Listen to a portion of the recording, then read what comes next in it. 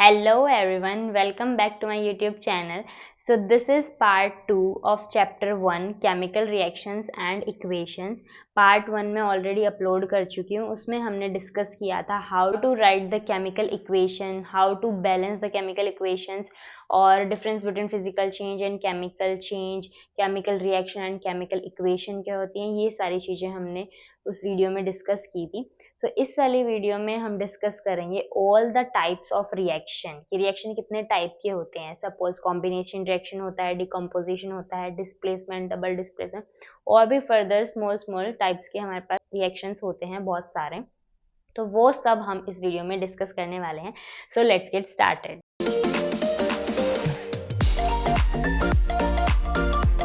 So the first type of reaction is combination reaction. Combination reaction कौन से होते हैं, आपको नाम से पता चल रहा होगा कि इसमें कुछ combine होके कोई प्रोडक्ट बनेगा.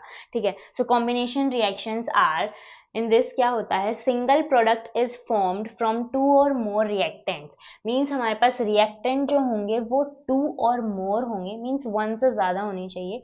टू भी हो सकते हैं, टू से ज़्यादा भी हो सकते हैं. तो टू और मोर रिएक्टेंट से हमें मिलता है product. A single product is formed. So ये फर्स्ट रिएक्शन आप देख सकते हो. क्विक लाइम को CaO को हमने रिएक्ट करवाया है वाटर की प्रेजेंस में, वाटर के साथ, तो उससे हमें मिल रहा है slaked lime CaOH whole twice. Second example आप देख सकते हो कॉम्बिनेशन रिएक्शन के लिए, carbon plus oxygen gives us carbon dioxide. ठीक है. तो इसमें आप देख सकते हो दोनों एग्जांपल्स में कि हमारे पास टू और मोर रिएक्टेंट हैं एंड उससे हमें एक सिंगल प्रोडक्ट मिल रहा है. ठीक है. So this is all about combination reaction. Next is, उसके बाद हमारे पास दो और फर्दर टाइप्स ऑफ रिएक्शन होते हैं, exothermic reaction and endothermic reaction. Exothermic अब कौन से होते हैं, देखो अगर सपोज कोई रिएक्शन हो रहा है, ठीक है, एक टेस्ट ट्यूब है, मैंने उसके अंदर कोई कंपाउंड डाला, ठीक है, उसके बाद मैंने उसके अंदर दूसरा कोई कंपाउंड डाला और दोनों का रिएक्शन होने के बाद अगर मैं उस टेस्ट ट्यूब को टच करके देखूँ तो मुझे बहुत ज़्यादा गर्म लगेगा, बहुत हॉट हो जाएगी वो टेस्ट ट्यूब. तो इसका मतलब कि उस रिएक्शन में जो है वो हीट निकल रही है उस रिएक्शन से. मींस हीट इज रिलीज्ड, उस रिएक्शन में हीट जो है वो रिलीज हो रही है. So those reactions are known as exothermic reaction.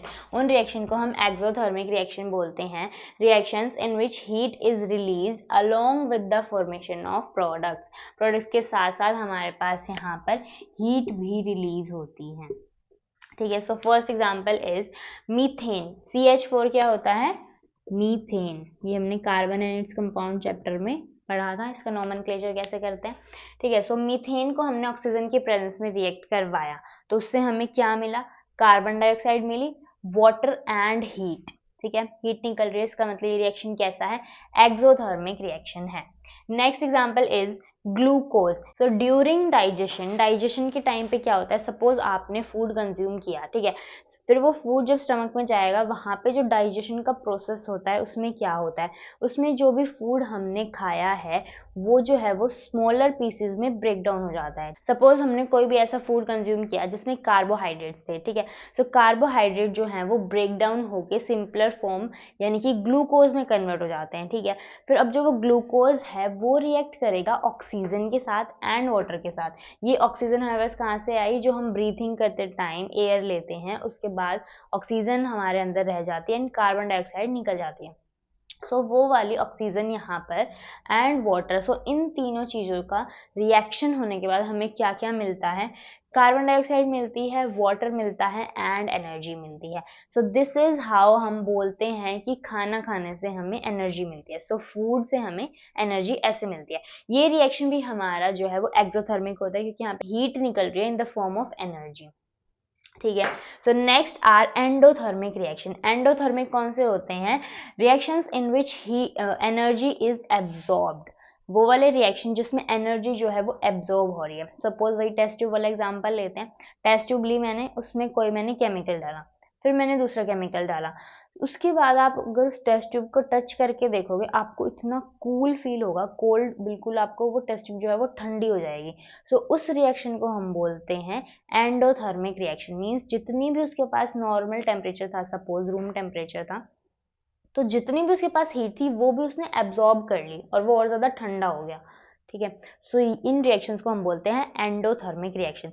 Next type of reaction is decomposition reaction, उसको भी डिस्कस कर लेते हैं।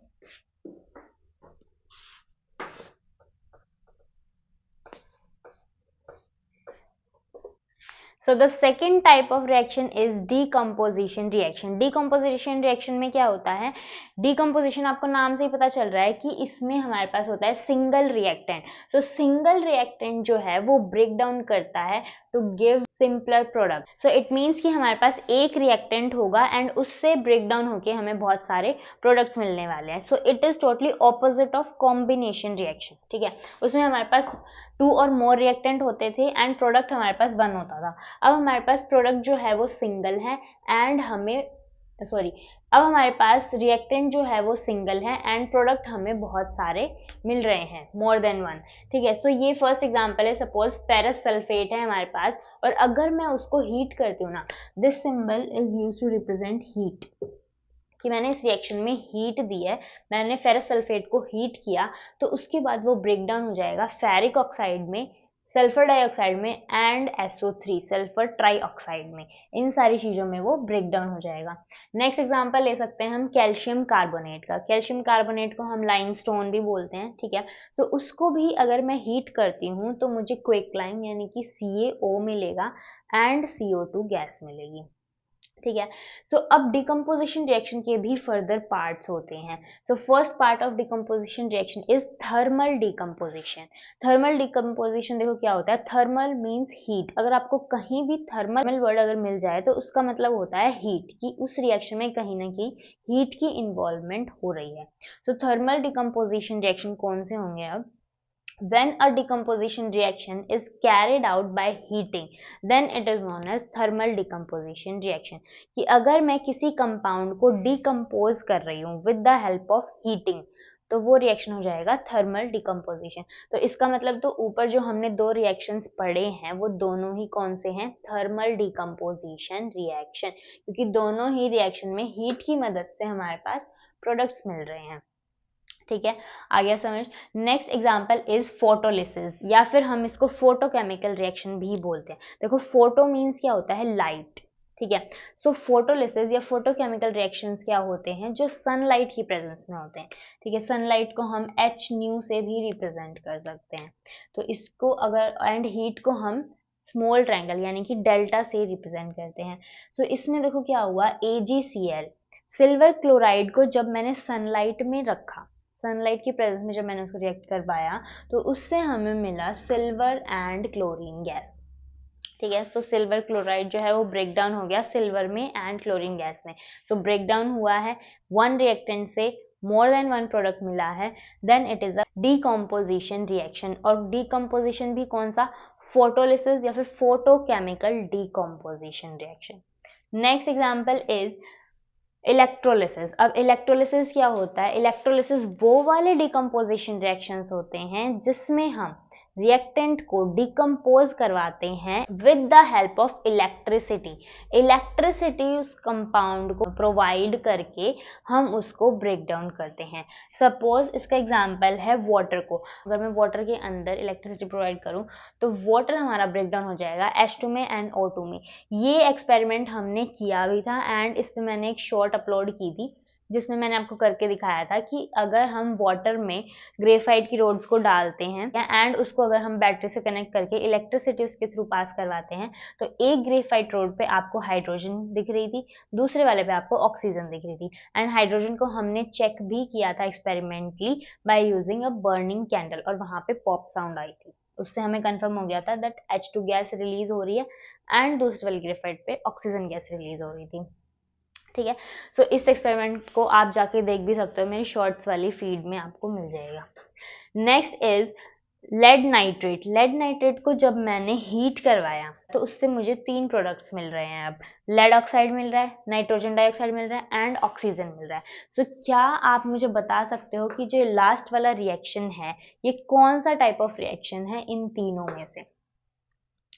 ठीक है, सो आपको पता चल गया होगा कौन सा रिएक्शन है ये? थर्मल डिकम्पोजिशन रिएक्शन है।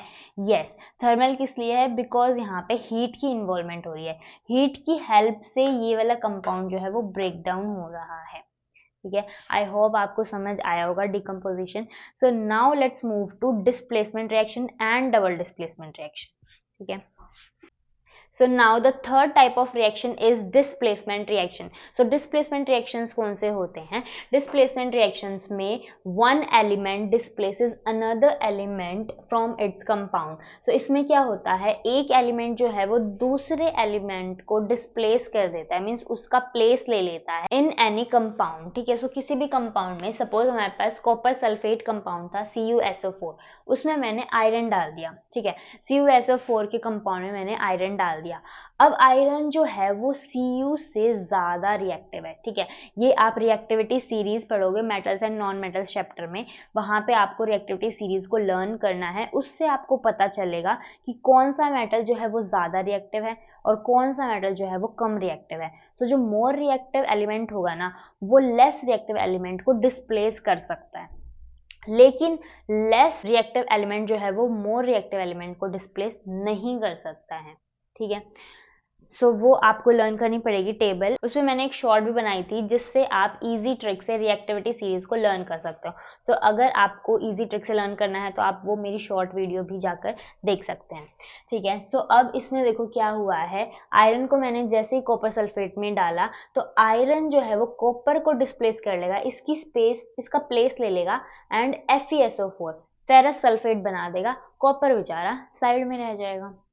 ठीक है, क्योंकि आयरन ने उसका प्लेस ले लिया, अब कॉपर बेचारा अकेला रह गया। तो यहाँ पर क्या होगा, कॉपर सल्फेट में अगर मैं जिंक डालती हूँ तो जिंक भी इसका प्लेस ले लेगा कॉपर का एंड ZnSO4 बना देगा और कॉपर बेचारा फिर से अकेला रह जाएगा। सो ये रिएक्शन हमारे पास होते हैं डिस्प्लेसमेंट रिएक्शन। अब इसी में दूसरा टाइप ऑफ रिएक्शन हमारे पास होता है डबल डिस्प्लेसमेंट रिएक्शन, यानी कि इसमें डिस्प्लेसमेंट तो हो रही है बट इसमें डबल हो रही है। ठीक है, यानी कि एक एलिमेंट उसका प्लेस लेगा और दूसरा एलिमेंट जिसने उसका प्लेस लिया है उसका प्लेस ले लेगा। ठीक है, देखो इसमें क्या होता है, टू डिफरेंट एटम्स और group of atoms are exchange, वो आपस में एक्सचेंज होते हैं। सपोज मेरे पास सोडियम सल्फेट है, ठीक है, और बेरियम क्लोराइड है, इन दोनों का मेरे पास मिक्सचर है। अब क्या करेगा, बेरियम जो है वो सोडियम से ज़्यादा रिएक्टिव है तो वो उसका प्लेस ले लेगा, तो वो बेरियम सल्फेट बना देगा। अब सोडियम बेचारा अकेला बच गया और इसने क्लोरीन को छोड़ दिया, क्लोरीन भी अकेला बच गया। तो अब ये दोनों फ्रेंडशिप कर लेंगे और ये दोनों भी एक नया कंपाउंड NaCl बना लेंगे। ठीक है, तो सोडियम ने इसको डिस्प्लेस कर दिया इसके कंपाउंड में और बेरियम ने सोडियम के कंपाउंड को डिस्प्लेस कर दिया, इसलिए यहाँ पे डबल डिस्प्लेसमेंट हो रहा है। दोनों कंपाउंड्स जो हैं वो डिस्प्लेसमेंट कर रहे हैं, दोनों एलिमेंट्स, इसलिए इस रिएक्शन को बोलेंगे double displacement reaction. Next type of reaction is redox reaction. Redox reaction देखो क्या होते हैं, re means red means reduction, ox means oxidation.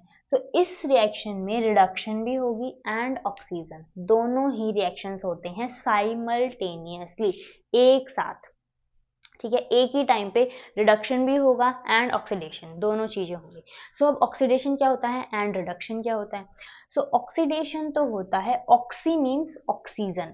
ठीक है, सो ऑक्सीडेशन होता है एडिशन ऑफ ऑक्सीजन, या फिर हम इसको वो भी बोल सकते हैं कि अगर किसी रिएक्शन में रिमूवल ऑफ हाइड्रोजन हो रहा है तो उसको भी हम ऑक्सीडेशन बोलेंगे।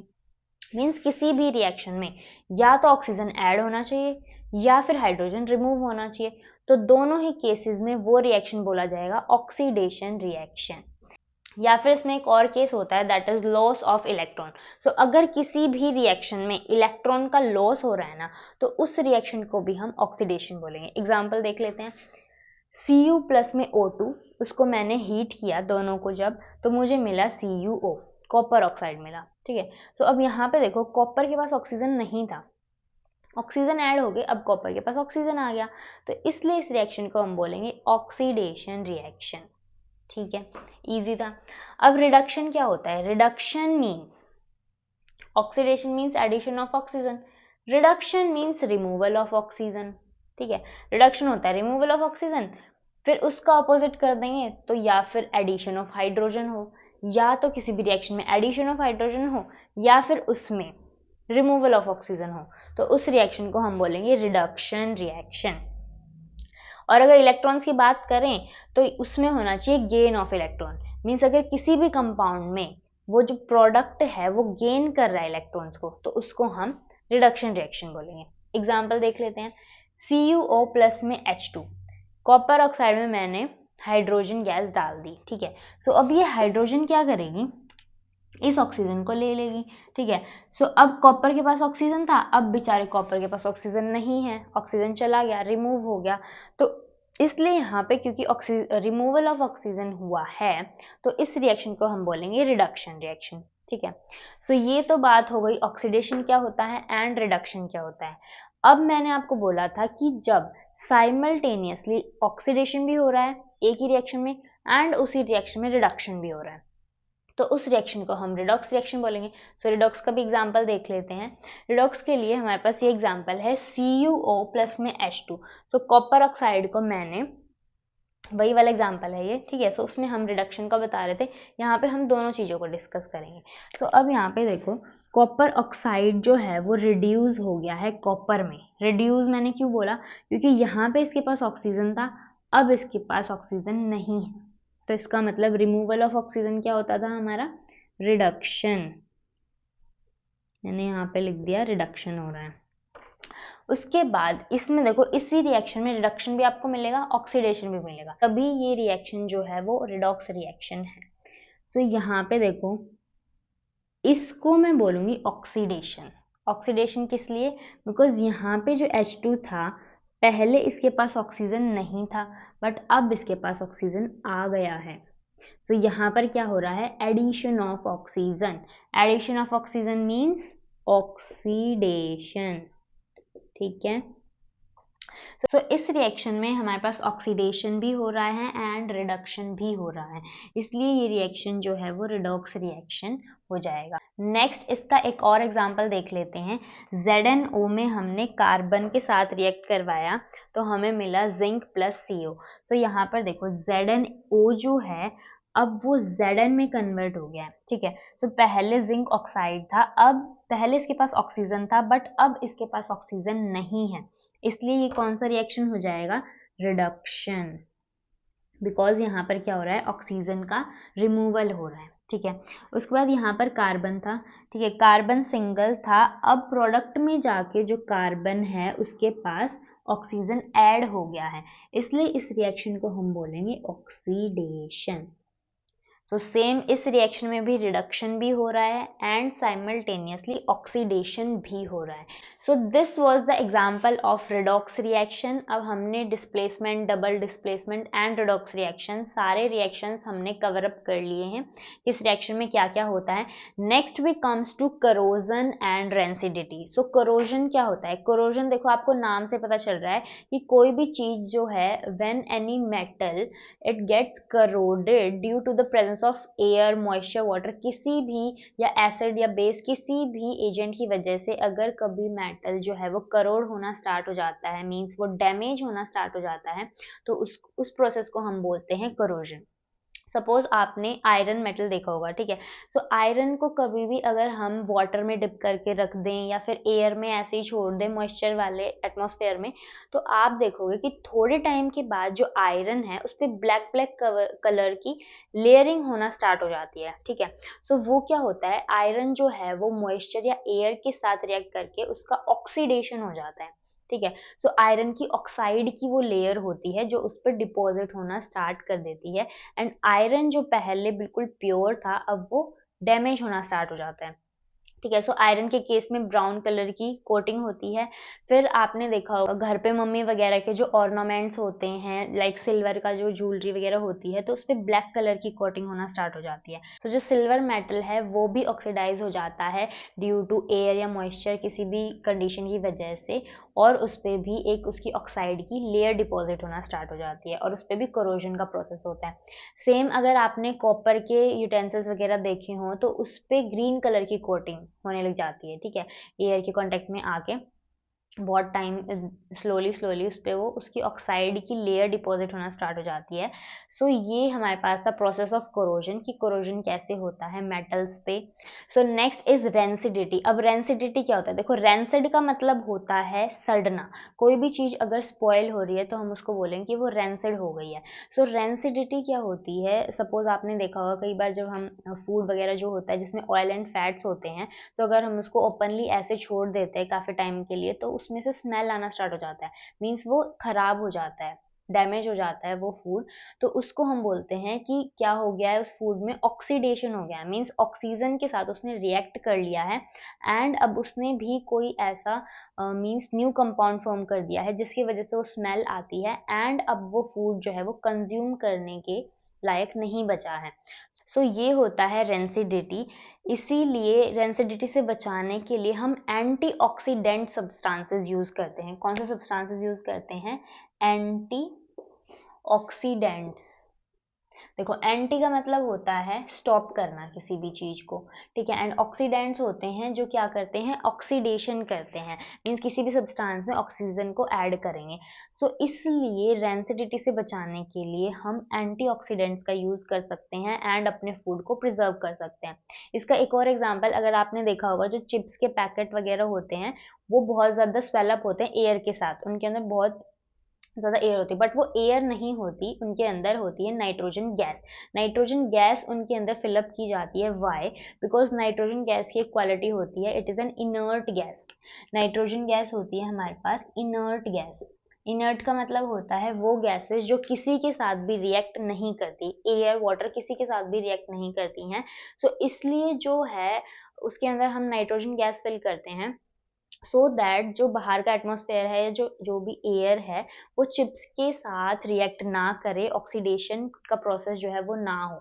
सो इससे ऑक्सीडेशन का प्रोसेस स्लो हो जाता है एंड जब तक हम उस पैकेट को ओपन नहीं करेंगे तब तक वो पैकेट जो है वो स्पॉइल नहीं होता है। तो इसलिए हम उसके अंदर नाइट्रोजन गैस फिलअप करते हैं, क्योंकि अगर हम सिंपल एयर फिल कर देंगे तो उसमें ऑक्सीजन प्रेजेंट है एंड चिप्स हमारे ऑक्सीडाइज होके रेंसिड हो जाएंगे, स्पॉइल हो जाएंगे। So this was all about chapter number 1। हमने इसको 2 पार्ट्स में कवर कर लिया है कंप्लीट चैप्टर को, सारे types of reactions, balancing the equation, making chemical formulas. So हमने ये सारी चीज़ें इसमें डिस्कस कर ली हैं। आई होप आपको सब कुछ समझ आया होगा। नेक्स्ट वीडियो में हम डिस्कस करेंगे all the most important questions जो भी इस चैप्टर से पूछे जाते हैं सीबीएसई बोर्ड एग्जाम्स में एंड जिनके आने के चांसेस बहुत ज़्यादा हैं इस बार। सो वो सब क्वेश्चंस को हम डिस्कस करेंगे। Till then stay connected and keep learning. Thank you so much.